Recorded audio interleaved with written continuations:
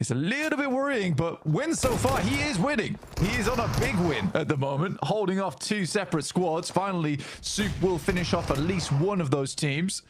Oh, come on. Look behind you. Look behind you. Look behind you. Please look behind you. Oh! Hitting him with the pantomime plays right there. Team Flash was behind him the whole time. Oh, no. Win, able to be the only survivor of that engagement. Said I didn't think anyone was getting out. I stand corrected. We have one player who did make it through. But you love to see it. But you do need to get a move on. All right, that's a loot goblin. That's a damn loot goblin. Just 2 more first aids and then I'm fine. I love it. I love it. I'm a kind of a loot goblin as well, so I respect it. I know Maxman. Maxman's the worst loot goblin in the world. That's true. One time we're in I was in a 1v3. He was just like, I need to find a cheek pad on this guy. I'm like, you don't need the cheek pad, Max. Don't need it. Max, he needs the cheek pad. It makes his shots more stable.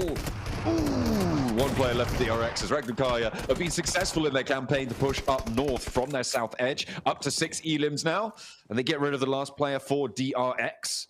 Silas, though, does get spotted. So does Zed Wolf. Ooh, that is nasty, and that's Arena. Nades coming through from Influence Rage. Immediately take them down. Not so successful anymore, Blank. Wild and Loxy, the last 2 to remain. You know what? For Influence Rage, I love this. They've got the field of Doritos off in the distance right now. Set themselves up in a very awkward location, but it works. It really does work. They're expending so many smokes, though, to make this happen. But they have a central spot, and it looks good right now. I did not expect Alliance to get this far into the game, but they have. Doing quite well off the back of it. I mean, only 3 players, but still going strong. Now, I'd like to see a win out of E-Arena. I would love to see a win out of E-Arena.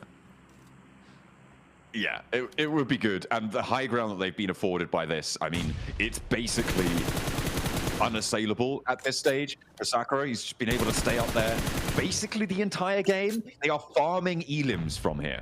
The question I have is ammo. Okay, he's still got another clip behind him. I think he's going to have to descend. Well, he will have to descend after he runs out. But they've got 10 elims already, Blank.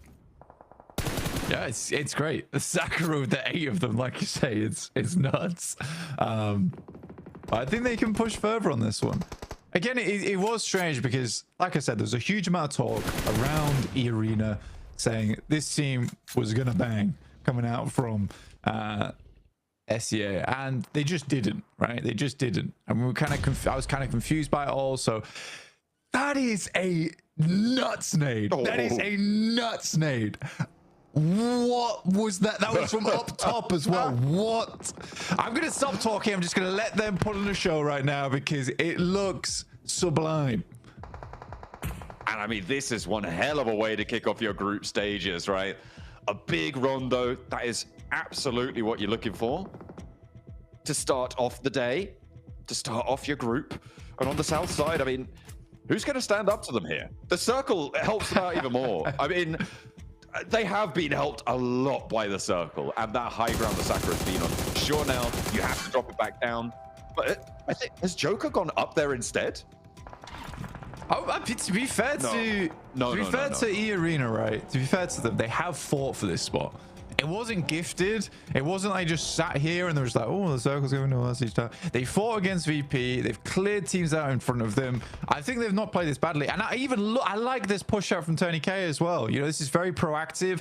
They know that it's fielded area down towards the south side. You don't realistically want to just let teams wander over towards you on this high ground. Allow them to get up towards the trees, because if they can get towards the trees, then they can play the game. You don't want them to even get to that point. Yeah, you want to keep them all locked in a really uncomfortable situation if you can.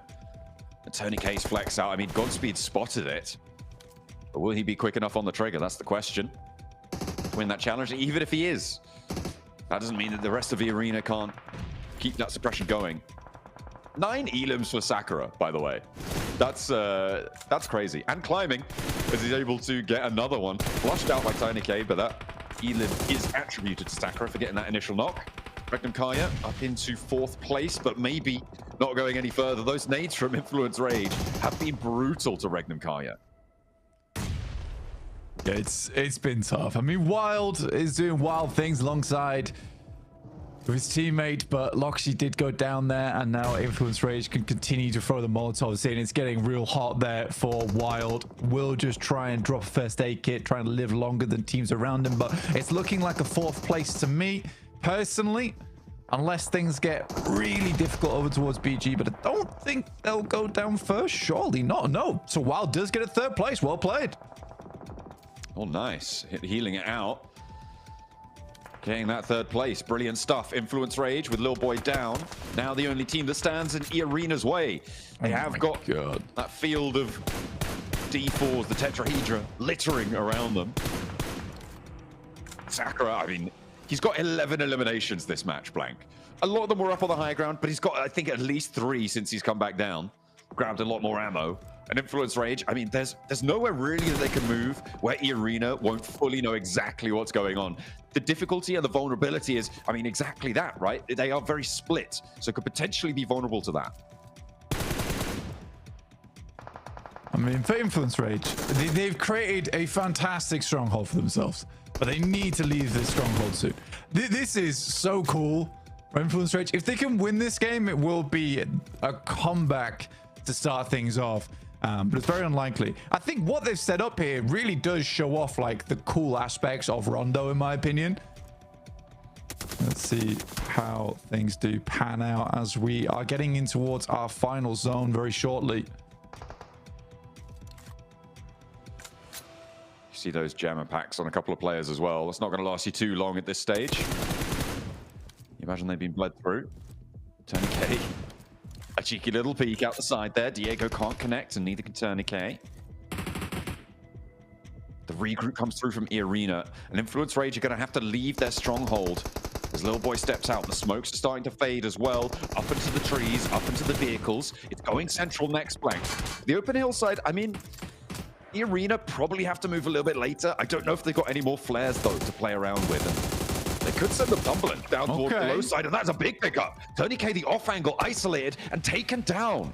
Now in a 3 versus 4. I think that peak's bad. That peak is just categorically bad, where the circle hasn't even started to push in yet. You're challenging a team that has cover right now. Luckily, you've got Byakuya Kuchiki here with the Senbon Sakura in action right now for the squad in the arena.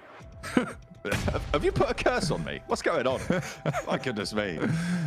I'm sure Maxman knows. I'll ask him afterwards. He can translate. I mean, it's a 17-point game. This is unbelievably good. I mean, Law's definitely just going to deny the point here, but oh my days, 27